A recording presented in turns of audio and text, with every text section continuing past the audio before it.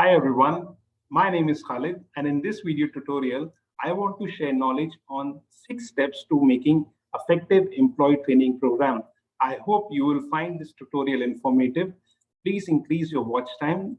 If you are into training and development, learning and development, this video tutorial is very important and hope that you can use this knowledge in your professional life.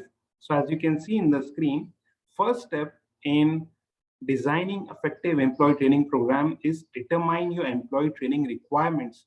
If you are sending an employee who has got that particular skill or knowledge in which the training program is all about, that training would be a useless point for that particular employee, or maybe a waste of time and money for that employee and for the company, because the skill is being already there for that employee. He knows about that process. So when you are going for checking or designing an employee training program, the first thing you should keep in mind that whether that particular employee has a need to learn that particular skill, to know about that particular process or knowledge, so that he or she can be sent for training program. Next is align training with business needs. Training with business needs means that as per the requirement of the client, as per the requirement of the market, the training program should be made. Number third is obtain approval from upper management. When you are making a design for training program, the upper management should know that is there a need for this training program for this particular department or not, whether the employees will appreciate this or not, whether the client will require this kind of process in future or not. Number fourth is learn about training materials and equipment. Training material and equipment is very important in designing a training program, which means that you should know about learning and development tools. Nowadays, especially after COVID-19, lot of learning and development tool or online engagement tools are there.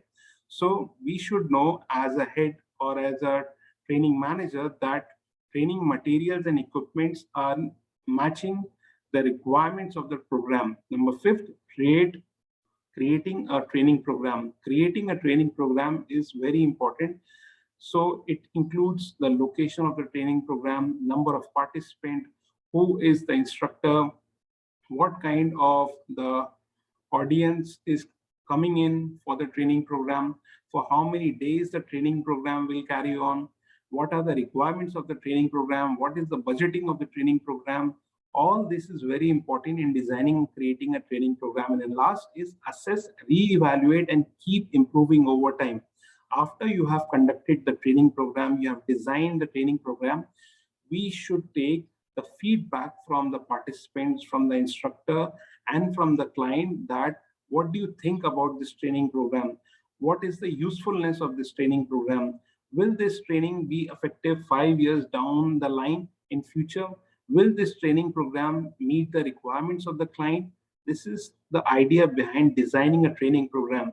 I am very passionate about designing training programs.